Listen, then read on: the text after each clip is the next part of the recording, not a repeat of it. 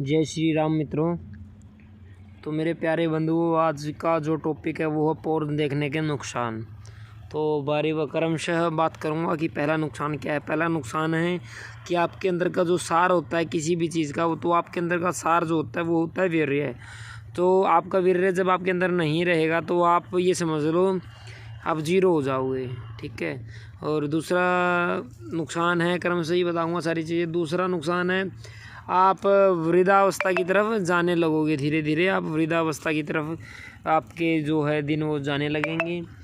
और तीसरा ये है कि आप अपनी जो स्मरण शक्ति है वो खो दोगे, याददाश्त खो दोगे, मतलब और मानसिक रूप से आप बड़े कमज़ोर हो जाओगे। अगला नुकसान है आपका हृदय कमज़ोर हो जाएगा, आप छोटी छोटी बातों से डरने लगोगे। पांचवा नुकसान है बाल सफ़ेद हो जाएंगे, गंजे हो जाओगे।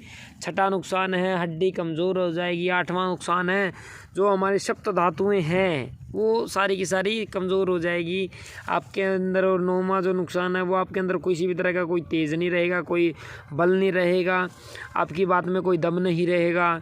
और अगला जो नुकसान है वो ये है कि आप किसी से भी बात करोगे तो आपकी बात की कोई मतलब एक वो जो ट्यूनिंग होती है वो ट्यूनिंग नहीं रहेगी दोस्तों। आपकी बात की एक जो दम होता है दूसरे की बात में। और एक और बात, आप कहीं भी स्पीच नहीं दे पाओगे, अच्छे से कहीं स्पीच नहीं दे पाओगे।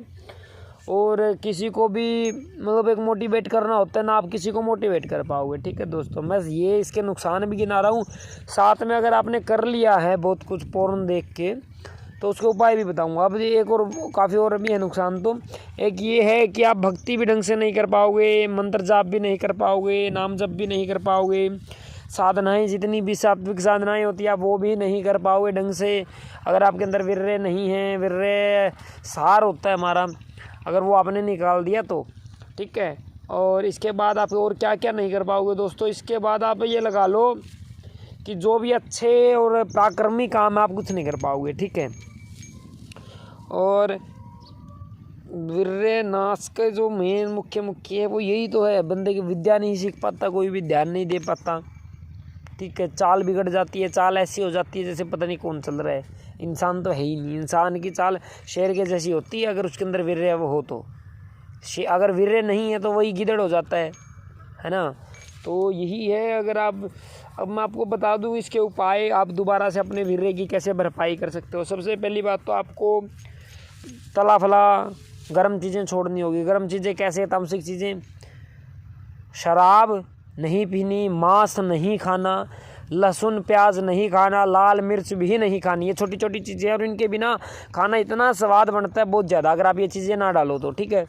और क्या नहीं करना, भैंस का दूध नहीं पीना, भैंस का घी नहीं खाना, सिर्फ देसी गाय का दूध पीना है। अगर भैंस का दूध पियोगे तो भैंसे के जैसे हो जाओगे। और जो मिक्स है ये होलिस्टन जर्सी इनका दूध पियोगे तो आप इनके जैसे हो जाओगे, बुद्धि आपकी वैसी ही हो जाएगी, है ना। और अगर आप देसी गाय का दूध पीते हो तो देसी गाय की तरह आप समझदार, नंदी की तरह सुंदर, बुद्धिमान, प्रज्ञावान, वीर्यवान बनते जाओगे। ये गाय के दूध का चमत्कार है, ओजस्वी तेजस्वी बनते जाओगे। और गाय का दूध आपके अंदर काम वासना भी नहीं बढ़ाता, कमाल की बात है ना।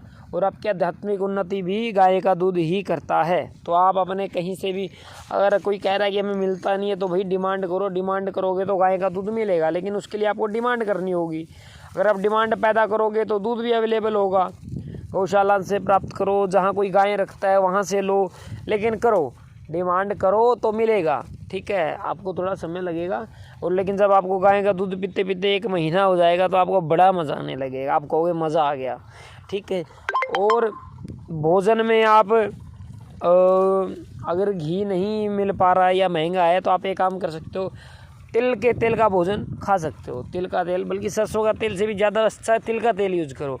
और या फिर आप इसका नारियल तेल यूज़ करो, ये बहुत अच्छे तेल है। मूंगफली तेल यूज़ कर सकते हो। ऐसे ऐसे तेलों को यूज़ करो और फिर देखो आप अपने अंदर बदलाव।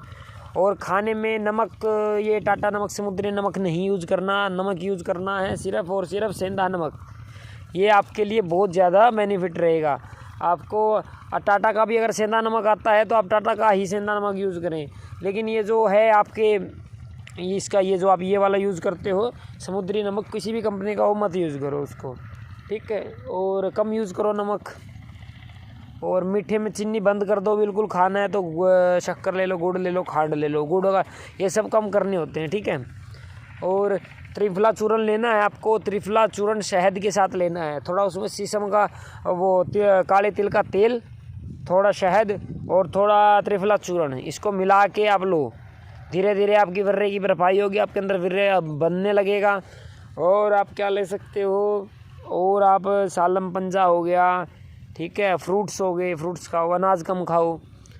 तो जब आप ये खाओगे तो क्या होगा आपके साथ, इससे क्या क्या बदलाव आएंगे। आपके चेहरे पे तेज़ आने लगेगा, वर्रा बढ़ने लगेगा, आपको जो भय है भय दूर हो जाएगा, बाल उगने मजबूत होने शुरू हो जाएंगे, मस्तिष्क में भी विकास होने लग जाएगा, मस्तिष्क कंसंट्रेशन पावर मिल जाएगी मस्तिष्क को, है ना। और मस्तक पे तेज़ आ जाएगा, चेहरे की हंसी खिल जाएगी, फूल सा खिल जाएगा आपके अंदर। और क्या है, और आपके अंदर बहुत से ऐसे बदलाव आएंगे। चाल आपकी शेर की तरह हो जाएगी, आवाज़ में एक दम आएगा, एक आवाज़ एक मतलब पूरी एक रौनक सी आ जाएगी आपकी आवाज़ के अंदर, है ना। और क्या है, क्या क्या बदलाव है, और आपकी हड्डियां मजबूत हो जाएंगी, सप्त धातु पुष्ट होएगी, और आपको आध्यात्मिक उन्नति में सहायता मिलेगी। और जो चक्रा जागरण के हैं उनमें भी आपको सहायता मिलेगी, उनमें पुष्टि आएगी, उनमें जान आएगी। आप थोड़ा समझ पाओगे, चीज़ों को देख पाओगे, कर पाओगे, मंत्र जाप कर पाओगे, भक्ति कर पाओगे, अपने आप को सदगति में ले जाओ पाओगे। और अगर वीर्य नाश किया तो अधोगति को जाना ही जाना है, कोई उसमें वो है ही नहीं, संशय ही नहीं है। अगर आप अधोगति को जाओ, वीर्य नाश करोगे तो अधोगति को ही जाओगे।